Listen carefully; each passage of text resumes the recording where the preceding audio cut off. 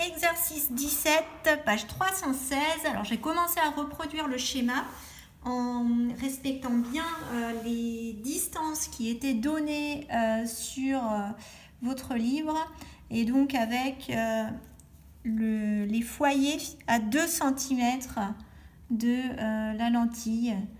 Donc, une distance focale de 2 cm et l'objet est situé 3,5 cm avant la lentille. Donc, on commence par tracer les rayons de lumière. Premier rayon de lumière que l'on peut tracer, celui qui passe par le centre optique et qui n'est pas dévié. Donc, comme d'habitude, on doit partir du point B et on trace le rayon qui n'est pas dévié, comme ceci. Ensuite, on va tracer un rayon qui est parallèle à l'axe. Où est-ce qu'il passe après ce rayon? Il va passer par le foyer image. Je fais les questions et les réponses.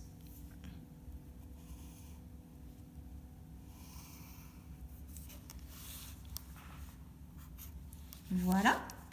Et enfin, je peux faire un troisième rayon, mais ça n'est pas obligatoire. Puisque déjà là, on voit où nos 3 rayons se croisent. Mais bon, d'en faire un troisième, ça permettra de confirmer la construction. Donc, je trace le rayon qui passe par le foyer objet.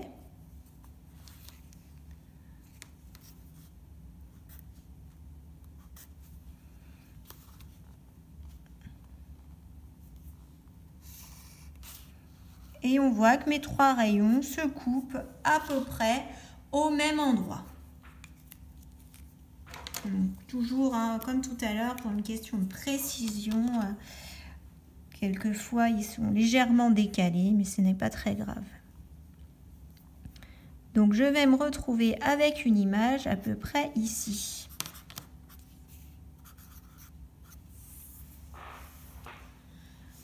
Voilà, et on nous demandait de donner les caractéristiques de l'image une fois encore. Alors, les caractéristiques de l'image. Alors, comment est l'image ici? Est-ce qu'elle est réelle ou virtuelle? Alors, comme elle est après la lentille, elle va être réelle. On va pouvoir amener un écran ici et on verra l'image se former sur cet écran.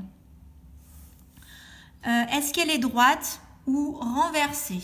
Alors, si on regarde par rapport à l'objet, l'objet est pointé vers le haut, l'image pointe vers le bas, donc on va dire que c'est une image renversée.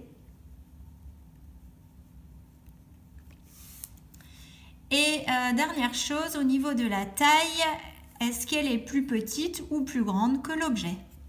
Donc on voit à l'œil qu'elle est plus grande que l'objet. Donc encore une fois, on va noter qu'elle est agrandie. Voilà, on a donné les caractéristiques. Vous voyez qu'il suffit de faire un petit tracé. Alors, petite remarque, même sans tracé, quand on a un petit peu l'habitude, on remarque que quand les objets sont situés avant le foyer objet, eh bien, on va avoir des images réelles, alors que quand les objets sont situés entre le foyer et la lentille, c'était le cas dans l'exercice précédent, l'objet était entre le foyer et la lentille, donc on a obtenu une image virtuelle. Voilà, bon, c'est tout pour le moment.